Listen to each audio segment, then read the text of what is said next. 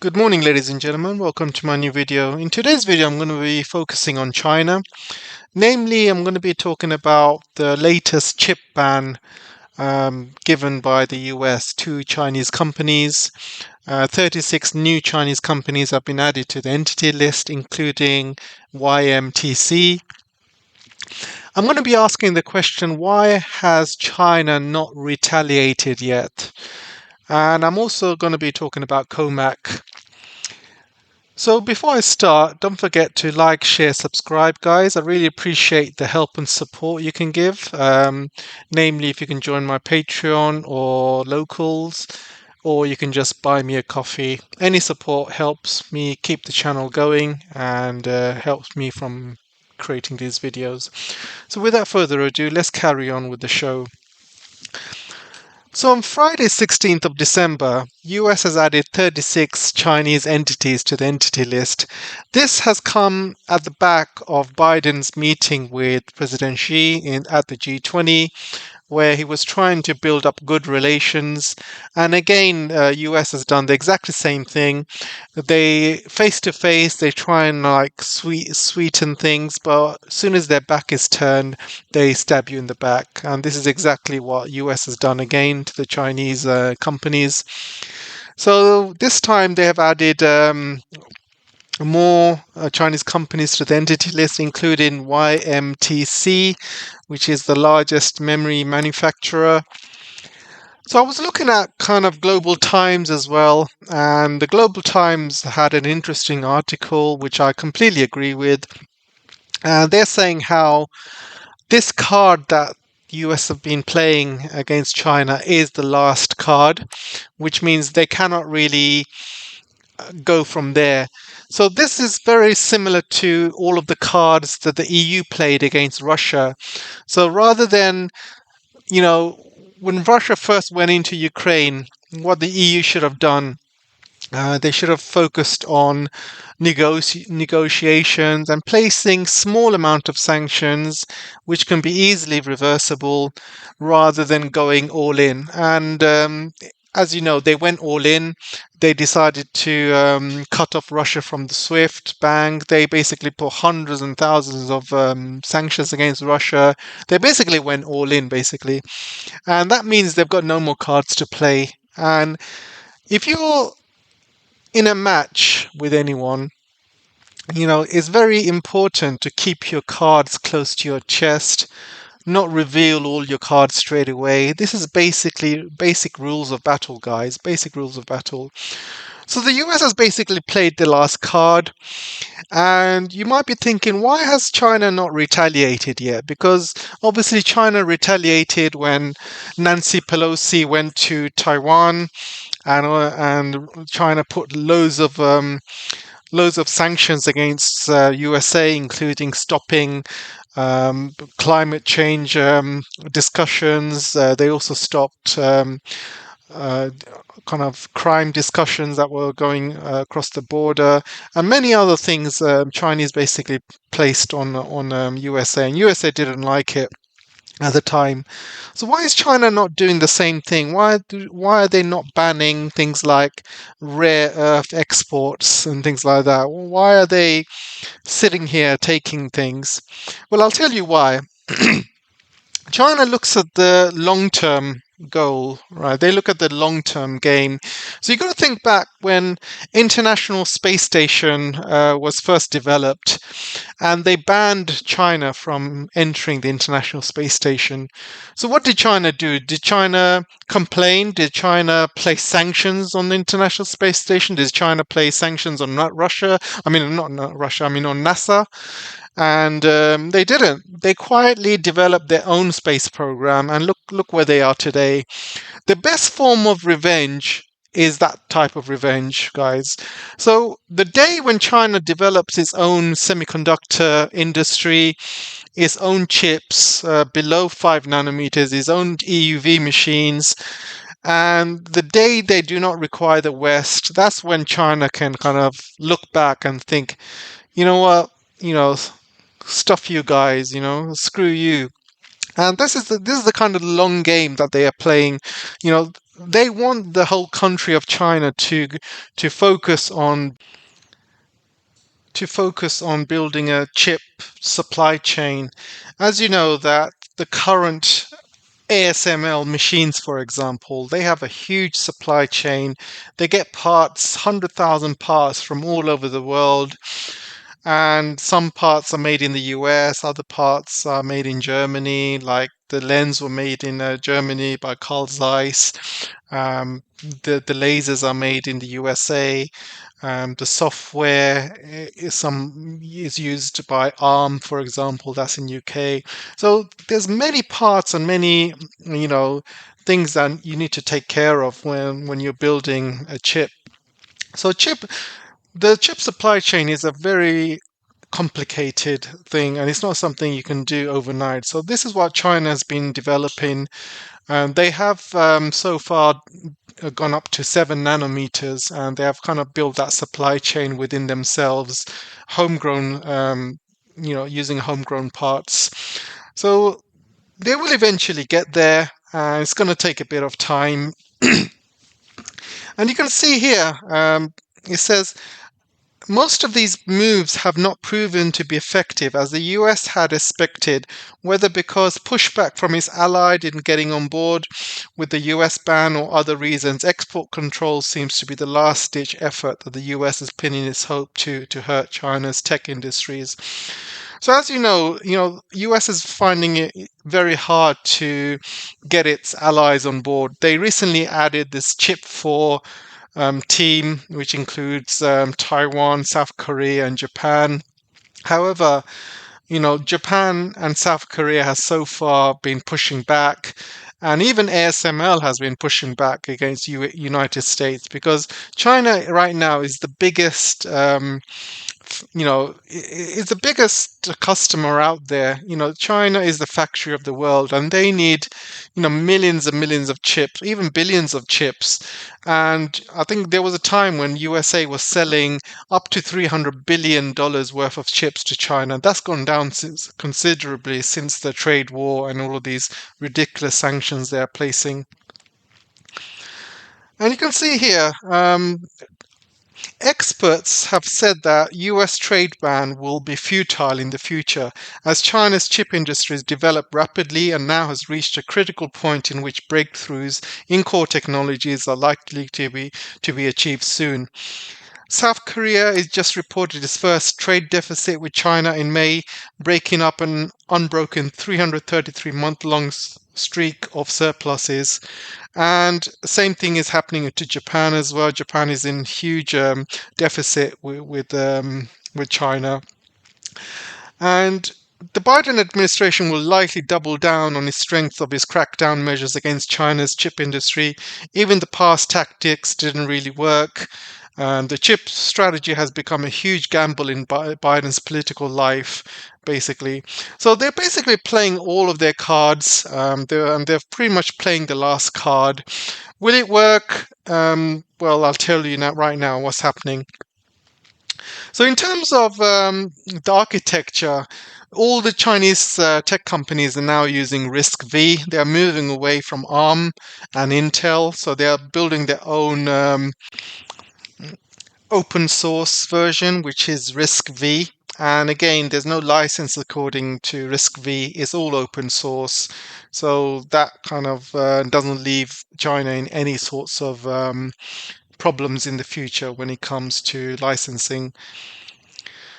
So you got China recently going into mass production of 28 nanometers and 14 nanometers chips.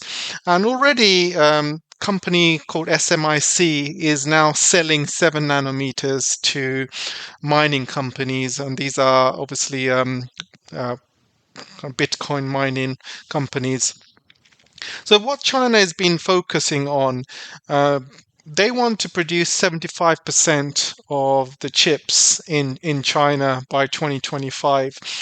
And, maybe about 5 years ago, they were buying almost 100% of the chips from abroad, from United States, from Taiwan.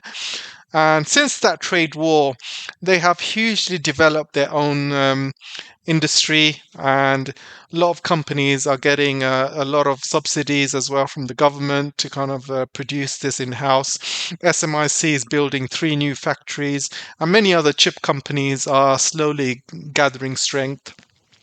So what China's focus is to build up a huge capacity of 14 nanometers and 28 nanometers, because these chips are what's used in everyday products like cars, microwaves, fridges, you name it. Most electrical products only use 14 nanometers and 28 nanometers. If you want to go 5 nanometers and below, they are mainly used in the military, like F-35 jets, missiles, phones, mobile phones.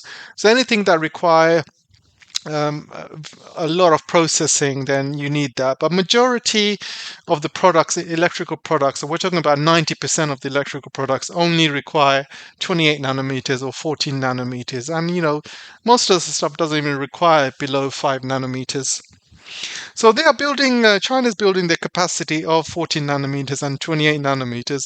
And because of that, you know, American companies like Nvidia, AMD are losing market share. Even TSMC, Samsung are losing market share in China as well, because China has been building up its own, which is cheaper.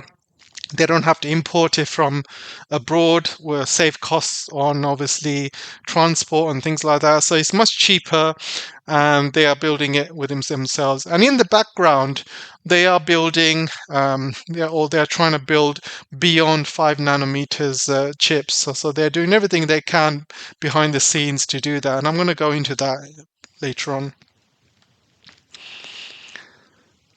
So you can see from this article, a lot of Chinese semiconductor companies are having a boom of IPO volumes, and their share prices have been going up. And this was dated on December 15th, one day after the United States placed sanctions on these chip companies.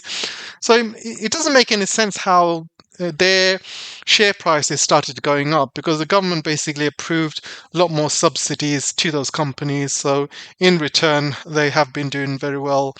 In contrast, American chip companies, their share prices have been going down. Some have been going down 50%, others are going down by 75%. Look at AMD.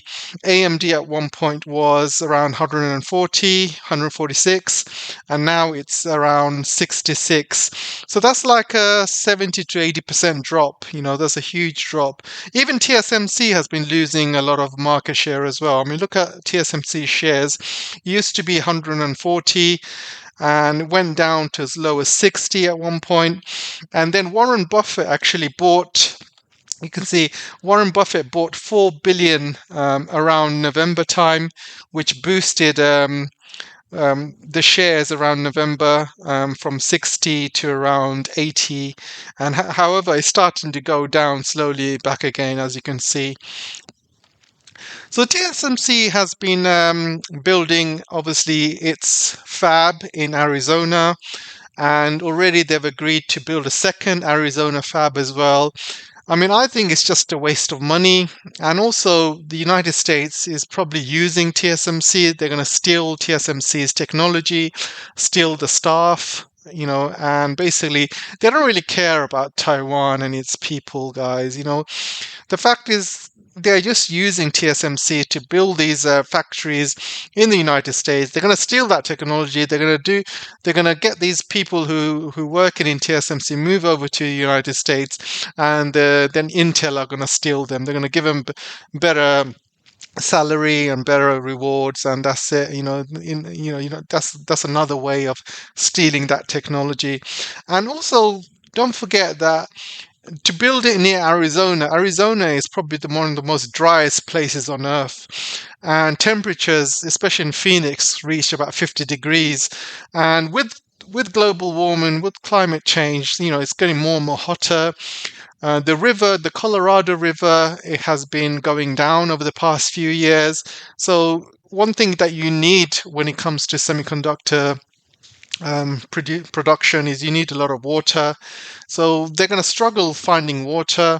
They're going to struggle finding energy because the Hoover Dam is at a very low capacity, and that produces electricity for the whole state. And we're looking at maybe next year or the year after, Hoover's Dam will just stop working because the water levels are going to be too low. And I'm talking about the Lake Mead and Lake Powell. These water levels are in a very serious low position at the moment. And with fab companies coming into the United States, they're going to be draining more water from those lakes, and it's going to be a bigger problem. Intel is also building more factories in Arizona as well. So there's going to be a huge amount of competition with these companies taking a lot of water. So there's going to be a lot of problems. TSMC don't even realize it yet. They are just being absolutely being scammed, but they don't even know about it yet. So Japan is building its first 5 nanometers machine. It's called NIL. That's November Indigo Lima. So NIL technology. And they do not need EUV technology to build these machines. And these machines take up less energy and they are much cheaper compared to the EUV machines. Each of these EUV machines, they cost up to like $1 billion. These are very expensive. They take a lot of money. They take a lot of energy. They cost a lot of money to maintain. And TSMC has been investing a lot of money into these EUV machines. And now Japan is going to release the next version of these NIL machines. They're coming out by next year, I believe. And already China has been is already trying to buy them from Japan. I believe USA is trying to stop Japan from doing it, but they cannot because none of the technology that Japan uses is using US licensing. So there is no way that US can stop Japan from selling it to China. However, China is building its own photonics chip production line, which is going to be ready in 2023. They're also having their own graphene chips production line as well. So China has other alternatives. They are building their own. At the moment, they're right against the back wall at the moment, and so they have no choice but to fight. So when you corner a big country like China, when you corner them against the wall, they have no choice but to fight back. And this is what the whole country is doing in China. They are fighting back against these sanctions, these US sanctions. And they do not need to retaliate back by blocking rare earths or anything like that. I believe China is placing those cards close to their chest when the time comes. Right now, they are focused on building up their chip technology, chip supply chain, and this is it's like a challenge for China. I mean, every single person in China is focused on building up their chips supply chain. All of the universities in China are teaching the young generation new degrees on chips, and I believe they started that a few years ago. So there'll be a lot more graduates coming out next year with brand new chip degrees, and they will obviously work for these major chip companies in China. SMIC, the largest chip company, is building 3 new fabs, one in Shanghai, one in Shenzhen, and I can't remember where the other one is, to be honest, but they're going to be huge by 2023, 2024. And if you can buy any shares in that company, it might be a good idea because they're going to absolutely boom. Their business is going to boom once those chip factories are online. So there's a lot of good news going to be coming out of China, hopefully by next year when it comes to chip production. And I think all of this banning and all of these games that the US is playing with China is just going to backfire against them. And the United States and its allies are just going to regret it. So I want to talk about the COMAC C919. Recently, it delivered its first airplane to Eastern Airlines, and you can see here. So with This is really, really good news for a number of reasons, first of all. So they are basically going to be competing with Boeing and Airbus. And this is a huge pride for China to be able to build your own airplanes. And you might think, you might think this is locally built, but unfortunately, it's not. The US has been placing loads of sanctions on COMAC, and you can see here COMAC added to US government's Chinese military blacklist. So this is why COMAC has been delayed all of these years. At one point, 80% of the plane was basically foreign. Since they've had so many blacklists and supply chains basically refusing to give them parts, they had to kind of find new suppliers. And so that kind of stuff takes time, local suppliers. However, they've still got many things in the plane which is still foreign owned. You can see here advanced components including jet engines, avionics, control systems, communications, landing gear remain vulnerable to foreign restrictions or sanctions. So at any point, if these items get sanctioned by the United States, then that's going to cause a big problem for COMAC. And they're still under risk. So I wouldn't really celebrate just yet until the airplane is 100% local. The US government can still stop production at any time. So, I mean, they can. They can manufacture the plane if all of the parts were local. They can manufacture it very fast. But if they have to rely on all of these foreign parts that are going to be delivered from other countries, then that is a big risk. And this is why the plane has been delayed for so long. So this is the answer. COMAC has recently built or is building a huge industrial park. And this is off Shanghai. And look at the size of it. It's covering 24.7 square kilometers. Can you imagine the size of that? It's 24.7 square kilometers.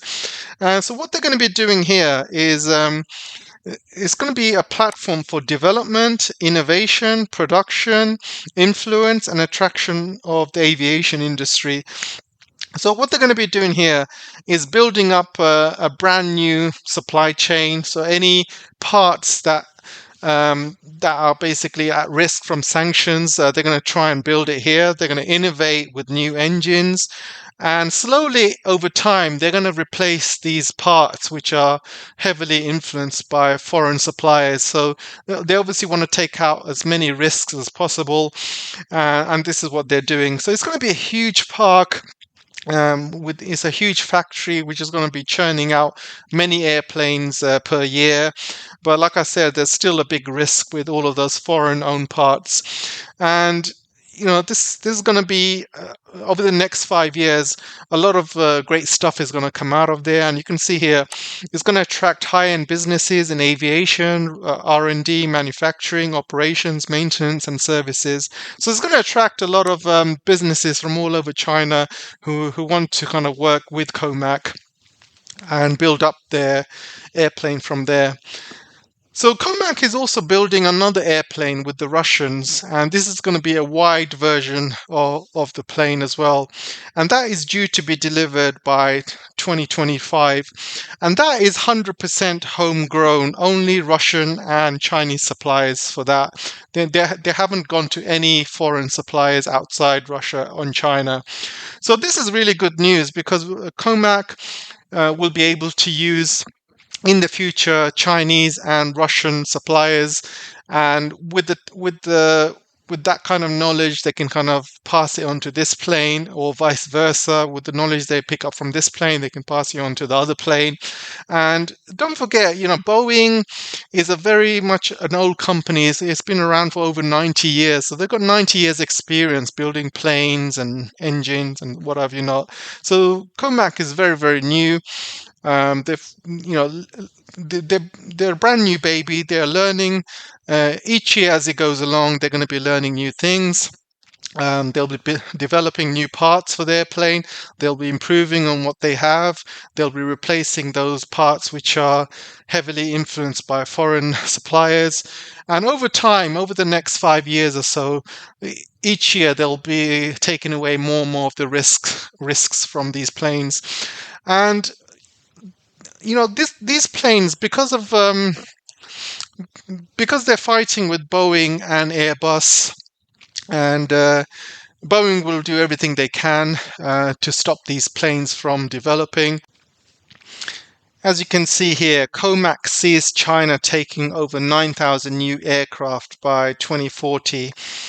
And it's a huge market. And obviously, Boeing wants to be part of it. Airbus wants to be part of it. We're talking about trillions and trillions worth of dollars worths of contracts here. So if China COMAC takes over, then Boeing would lose a lot of money, Airbus will lose a lot of money. However, they have been buying a lot of Airbus planes, not Boeing, recently. And this is because they need these planes right now, because obviously lockdown is ending and they need to be able to fly to international locations soon as possible. So this is why they had to buy a lot of Airbus planes. But as more and more of these COMAC planes start getting manufactured, more of these Chinese airline companies take up these COMAC airlines, then it is better for them. So in terms of production, currently they are building 5 per year. This is because, like I said, of the restrictions by foreign suppliers. But over the years, as they develop, as they build new technology, as they kind of mitigate some of the risks by building their own parts and jet engines and things like that.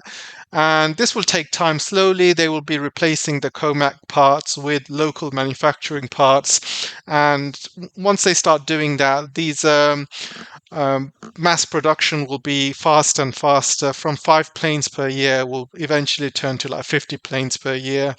But that all depends on them making sure there's no risks when it comes to relying on foreign parts. So other airline companies obviously are looking into buying COMAC as well. So it's not just for the Chinese market. The Chinese market alone will give COMAC a lot of profit. I mean, Chinese market is huge. We're talking about 1.4 billion people, and and a lot of people travel all over China. So it's a huge industry. There's so many airports all around China as well. And once lockdown is over, people are going to be flying everywhere. So you have a huge market in China, but you also have a huge market in Russia as well. Don't forget, Russia has been sanctioned by all the Western companies. So Airbus and Boeing are not allowed to be sold there, and they're even not allowed to run their maintenance in Russian airplanes as well. So Russia will be buying a lot of these airplanes from China. Other countries like Iran, Venezuela, obviously coming to mind, North Korea. But other countries, once countries see that these planes are reliable, flying all over China, they're flying in Russia, because Russia is a huge landmass. Once they start flying all over Russia, once they start flying all over Iran, other countries will start, taking up orders as well. So we're talking about countries like Southeast Asia, Indonesia, maybe Vietnam, Cambodia, Laos, and countries like that will start taking up these planes. Because if you're a country, you don't want to rely on US planes like Boeing and stuff like that. Because if the US decide to sanction you one day, then that's it. Your airline industry is going to be pretty much dead, because Boeing will sanction you as well, and that's it. This is what's happened in Russia. So as a country, you want to try and mitigate some of those risks and diversify your planes. So obviously you can have Boeing, but you can also have Airbus, but you can also have the Chinese airline, COMAC airlines as well. So it just adds an extra diversity to the airline industry, and I think this is a good thing. And we're heading towards a multipolar world as well, and this airplane will be rising in that multipolar world. More and more countries will start buying these airlines rather than focus on Boeing or Airbus. So that's all for today, guys. Let me know what you guys think, and I'll see you in the next video. Don't forget to like, share, subscribe, or you can support the channel or buy me a coffee. Thanks a lot. Bye bye.